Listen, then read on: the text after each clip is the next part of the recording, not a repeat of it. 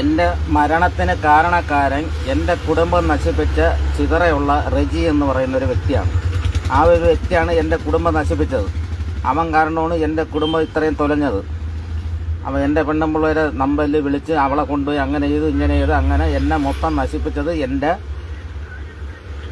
എൻ്റെ കുടുംബം മൊത്തം തൊലച്ചത് എൻ്റെ മരണത്തിന് കാരണക്കാരൻ റെജി എന്ന് പറയുന്നൊരു വ്യക്തിയാണ്. റെജി ചിതറയുള്ളയാണ്. അതായത് ആൽത്രമുട്ടുള്ള മനോണ്ണൻ്റെ കമ്പനിയിൽ വർക്ക് ചെയ്തുകൊണ്ടിരുന്നൊരു വ്യക്തിയാണ്. അങ്ങേരക്ക് മനോണ്ണന്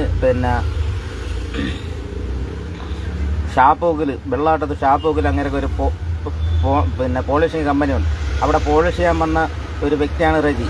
ആ വ്യക്തി എൻ്റെ പെണ്ണുമ്പിള്ളതിനെ വശത്താക്കി. അവൻ്റെ പെണ്ണുമ്പിള്ള ഗൾഫിലാണ്. അവന് എൻ്റെ പെണ്ണുമ്പിള്ളയെ കൊണ്ട് പല ഉപയോഗമുണ്ട്. അത് കണക്ക് എല്ലാം അവളെ കൊണ്ട് ചെയ്യിപ്പിക്കാൻ വേണ്ടിയിട്ട് മാത്രമാണ് എൻ്റെ കുടുംബം മൊത്തം തൊലിച്ചത്. എൻ്റെ മരണത്തിൻ്റെ ഏക ഉത്തരവാദി അവനാണ്. ഞാൻ വേണമെന്നുണ്ടെങ്കിൽ അതിൻ്റെ ഏക ഉത്തരവാദി അവനാണ്. റെജി എന്ന് പറയുന്നൊരു വ്യക്തിയാണ്.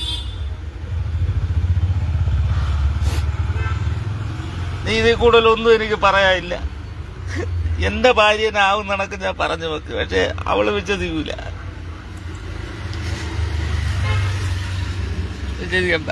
പക്ഷേ എൻ്റെ കുടുംബം മൊത്തം തൊലച്ചതും തകർത്തത് അവനാണ്. റെജി എന്ന് പറയുന്ന വ്യക്തിയാണ്. ഞാൻ ചാവുള്ള കാണോ. ഞാൻ വിഷം കഴിച്ചിട്ട് ഇവിടെ ഇരിക്കും.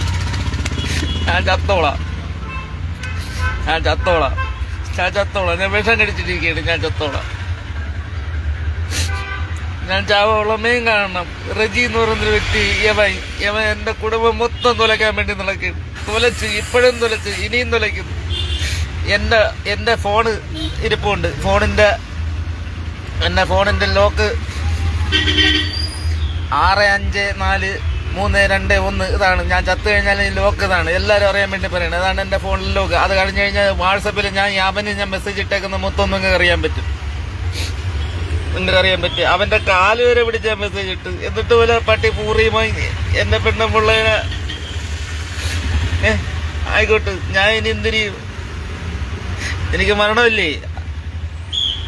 മരിക്കാൻ പോവാ.